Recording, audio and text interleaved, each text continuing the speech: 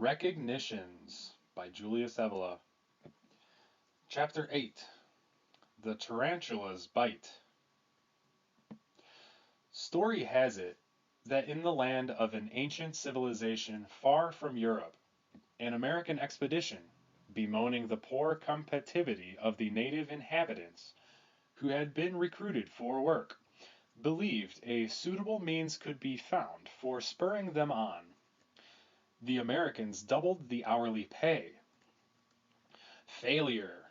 Following this raise, the better part of the workers came to work only half the hours of before. Since the natives held that the original reward was sufficient for the natural needs of their life, they now thought it altogether absurd that they should have to seek more for themselves than that which, on the basis of the new criterion, sufficed for the procuring of those needs.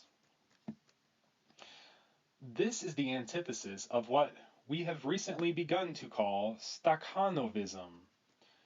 This anecdote might act as a testing stone for two worlds, two mindsets, two civilizations, by which one of them might be judged sane and normal, and the other deviant and psychotic.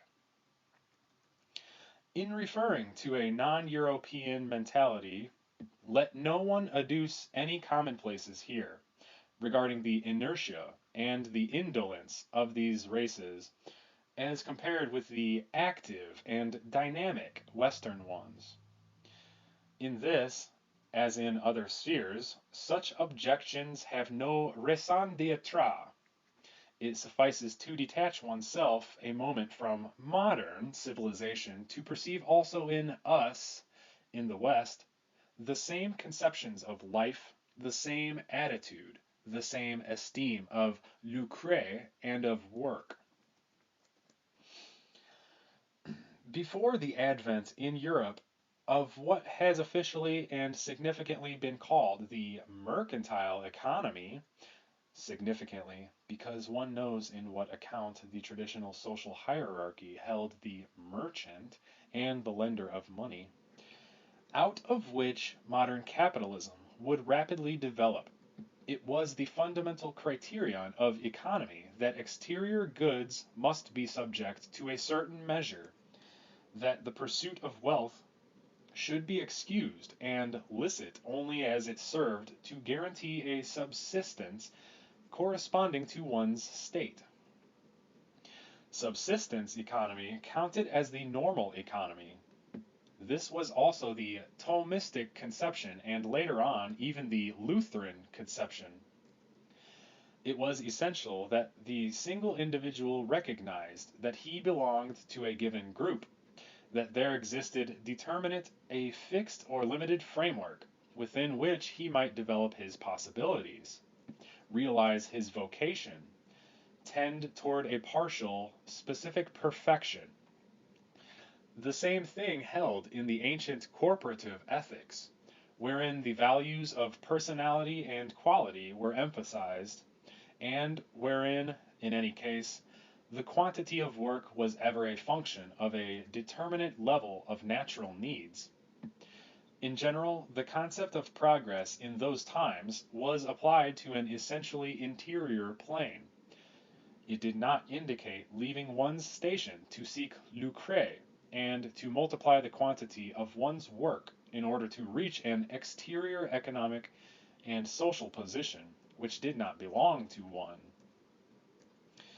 All of these, however, were once perfectly Western viewpoints, the viewpoints of European man, when he was yet sane, not yet bitten by the tarantula, not yet thrall of the insane agitation and the hypnosis of the economy, which would conduct him into the disorder, the crisis, and the paroxysms of the current civilization. And today one trumpets this or that system, one seeks this or that palliative, but no one brings the question back to its origin, to recognize that even in economy, the primary factors are spiritual factors, that a change of attitude, a true metanoia, is the only efficacious means if one would still conceive of halting the slide. This goes beyond the intellect of our technicians, who have by now gathered to proclaim in unison that economy is destiny. But we already know where the road shall lead us upon which man betrays himself, subverts every just hierarchy of values and of interests, concentrates himself on exteriorities, and the quest for gain, production, and economic factors in general form the predominant motive of his soul. Perhaps Sombart, better than anyone, has analyzed the entire process. It culminates fatally in those forms of high industrial capitalism in which one is condemned to run without rest, leading to an unlimited expansion of production, because every stop would signify immediately retreat, often being forced out and crushed. Whence comes that chain of economic processes which seize the great entrepreneur body and soul, shackling him more totally than the last of his laborers, even as the stream becomes almost autonomous and drags behind it thousands of beings, finally dictating laws to entire peoples and governments. Fiat productio, perit homo, precisely as Sombart had already written. The which reveals, by the way, the backstage work of liberation and of American aid in the world. We stand at the fourth of Truman's points, the same Truman who, brimming over disinterested love, wishes the improvement and growth of underdeveloped areas of the earth.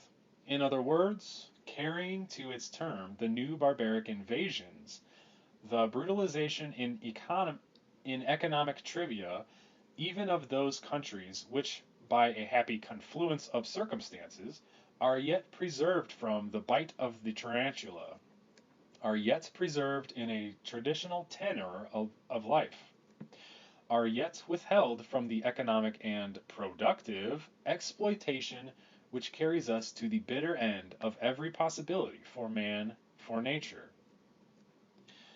The system of the Americans, mutatis mutandis, persists in these commercial companies, which carry cannons along with them in order to persuade whomever has no interest whatsoever in commerce.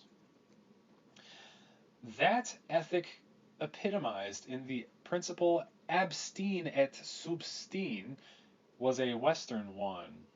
So was its betrayal in a conception of life, which, instead of maintaining need within natural limits toward the pursuit of that which is truly worthy of human striving, takes for its ideal instead the growth and the artificial multiplication of need itself, and also of the means to satisfy this need. With no regard for the growing slavery, this must constitute first for the single individual and then for the collective. In accordance with an ineluctable law, no one should marvel that on such a basis there can be no stability, that everything must crumble, and the so-called social question, already prejudged from the start by impossible premises, must intensify to the very point which is desired by communism and Bolshevism. Moreover, things have gone so far today that any different viewpoint appears anachronistic, anti-historical. Beautiful, priceless words. But if ever one were to return to normality, it would become clear that so far as the individual goes, there is no exterior economic growth worth its price. There is no growth whose seductions one must not absolutely resist, when the counterpart of letting oneself be seduced is the essential crippling of one's liberty. No price is sufficient to recompense the loss of free space, free breath, such as permit one to find oneself, and the being in oneself, and to reach what is possible for one to reach, beyond the conditioned sphere of matter and of the needs of ordinary life. Nor do matters stand any differently for nations, especially when their resources are limited. Here, autarky is an ethical principle, because that which has weight on the scale of values must be identical both for a single individual and for a state. Better to renounce the phantasm of an illusory betterment of the general conditions, and to adopt, wherever it is necessary, a system of austerity, which does not yoke itself to the wagon of foreign interests, which does not let itself become embroiled in the global processes of a hegemony and an economic productivity cast into the void. For such processes, in the end, when they find nothing more to grasp onto, will turn against those same individuals who have woken them to life. Nothing less than this becomes evident to whomever reflects on the moral implicit in the simple anecdote recounted at the beginning of this essay. Two worlds, two mindsets, two destinies. Against the tarantula's bite stand all those who yet remember just activity, right effort, what is worthy of pursuit, and fidelity to themselves.